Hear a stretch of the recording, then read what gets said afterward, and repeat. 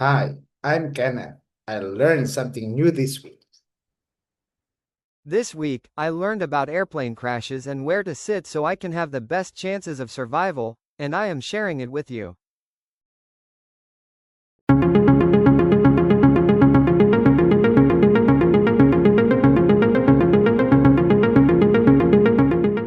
Welcome to This Explainer. Today, we're looking at something every single one of us has probably thought about while shuffling down the aisle trying to find our seat on an airplane. Modern aviation presents this profound psychological paradox, right?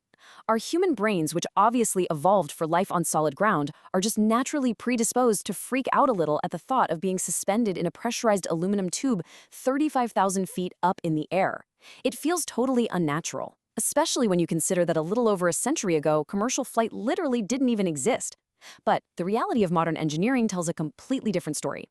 Today, we're going to break down the actual physics, the history, and the hard data of aviation survival.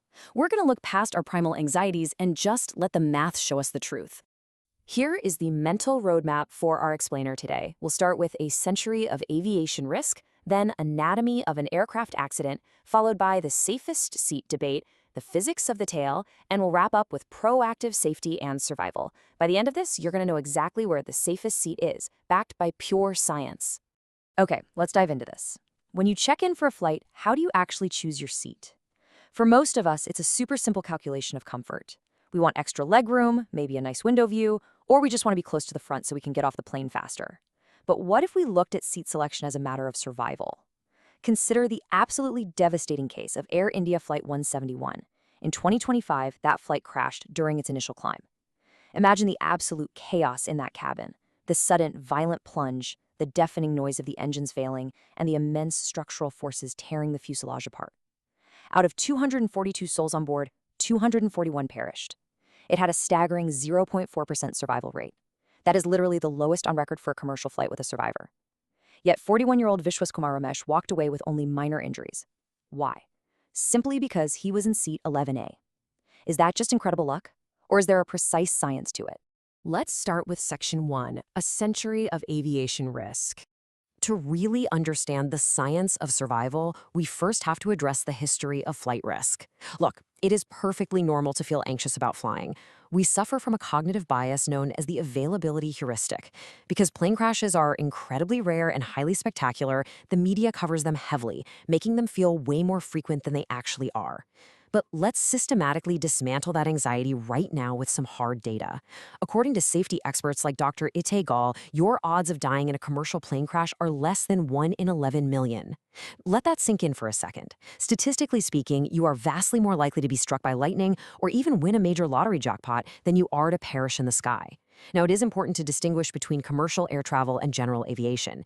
General aviation, private planes, small recreational aircraft, things like that, does carry a higher, albeit still low, risk due to less rigorous regulations and fewer backup systems.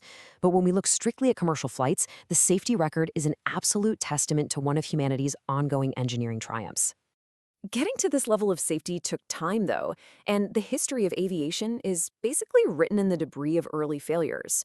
The first recorded fatality of powered flight happened way back in 1908, when Thomas Selfridge died in a Wright Model A crash at Fort Myer.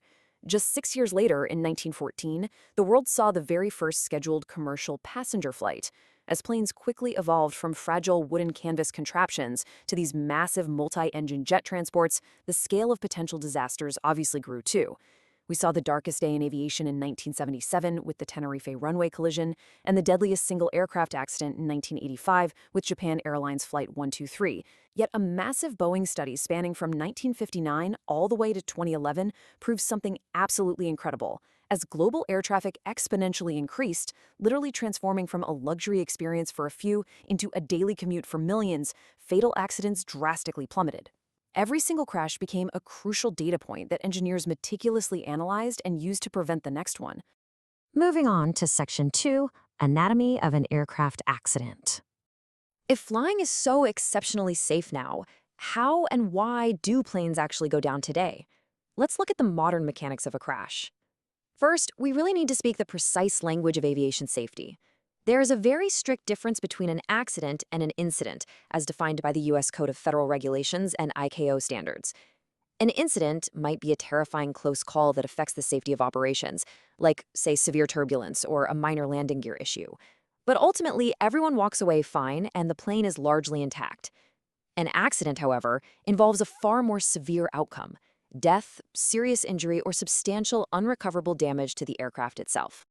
Modern accidents almost never happen because of one single, isolated, catastrophic failure. No, they happen because of what safety experts call the Swiss cheese model.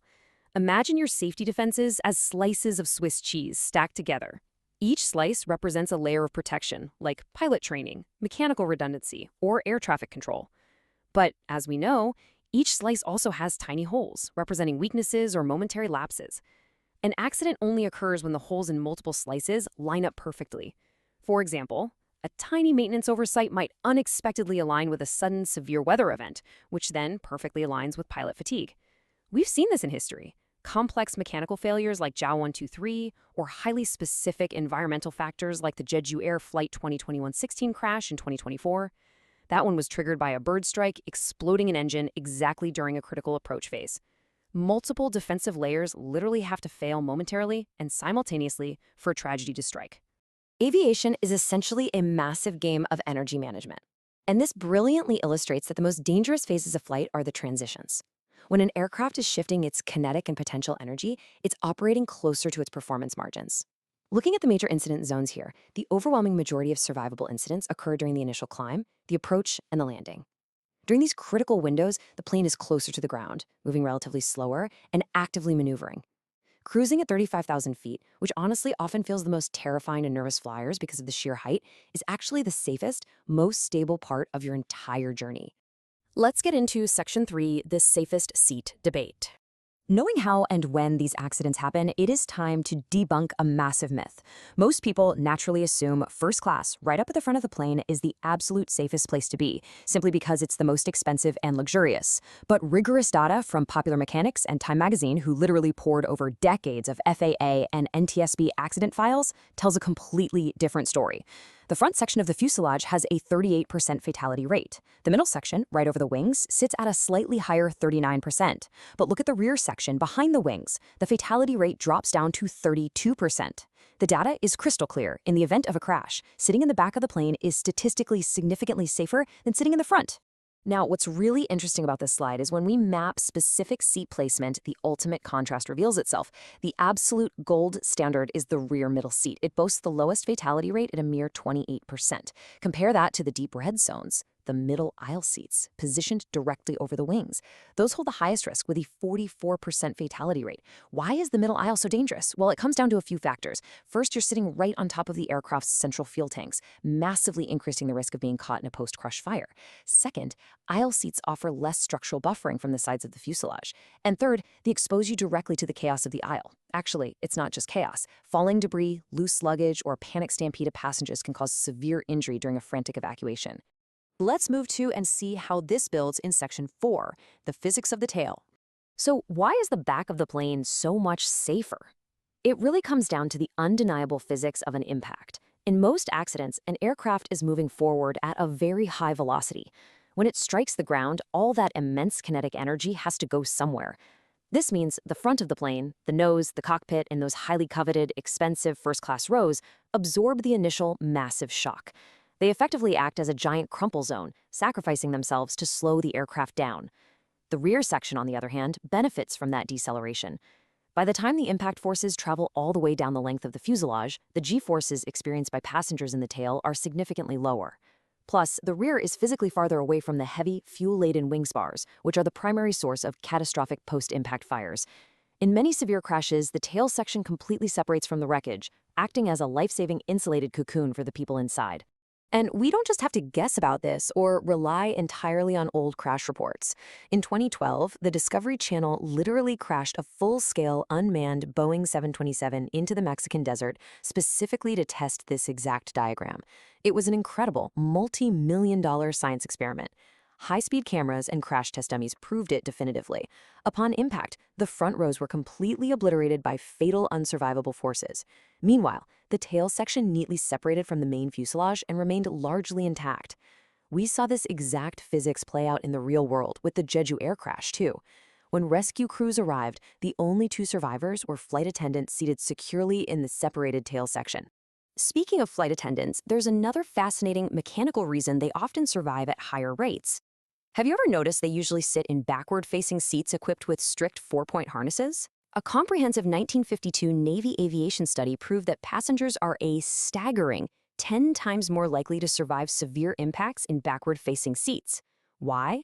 Because instead of your body violently whipping forward and snapping your neck, the rigid back of the seat perfectly supports your head, neck, and spine during a sudden deceleration. Airlines completely understand this science, but they strongly resist adding them for regular passengers because of the complex added weight of reinforcing the floorboards, and honestly, because paying customers just don't really like staring awkwardly at each other while flying backward through the sky. Finally, let's wrap up with Section 5, Proactive Safety and Survival. We've looked at the overarching statistics and the physics, but now let's funnel down into specific, actionable behaviors. You can actually take control of your own safety on your next flight. When a plane comes to a sudden halt after a crash, the primary threat immediately shifts from blunt impact forces to deadly fire and highly toxic smoke. Because of this, the FAA mandates a strict rule. A fully loaded aircraft must be capable of being evacuated in 90 seconds flat. So the crucial point is what the University of Greenwich calls the 5-row rule.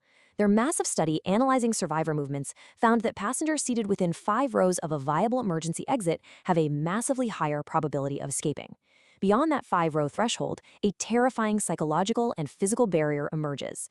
Aisles quickly become choked with impenetrable black smoke and intensely panicked passengers pushing and shoving in the dark.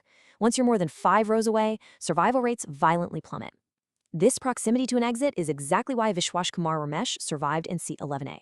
So here is your proactive survival checklist. Step 1. Count the physical rows to your nearest 2 exits as soon as you sit down. In a smoke-filled cabin, you won't be able to see a thing. You'll have to find your way out blindly by touch. Step 2. Use the brace position. It's not just airline theater. It physically reduces the distance your head can travel, dramatically lowering the force of a secondary impact against the seat in front of you. Step 3. The +3-8 rule. 80% of accidents happen in the first 3 minutes of takeoff or the last 8 minutes of landing. Keep your shoes on, stay completely awake, and remain alert during these critical windows. And step 4. Leave the luggage. Your carry-on is absolutely not worth your life, and stopping in the narrow aisle to grab a laptop from the overhead bin can literally cost the trapped people behind you theirs. Understanding all of this shouldn't make you more anxious. It should make you feel completely empowered. Aviation is vastly safer today than it has ever been in human history, and the numbers are overwhelmingly in your favor. But understanding this data can transform a fearful flyer into a remarkably prepared one. So I have to ask, next time you book a flight, will you choose the extra legroom at the front, or will you trust the math of survival and book that middle seat in the back? Did you learn something new and exciting about where you should sit in a commercial flight to improve your chances of survival in a crash? Share it here. I want to know about it too. This video was researched with Perplexity, processed with Notebook LM, refined with Google Workspace, Gemini, and Copilot, and finalized with DaVinci Resolve and Canva.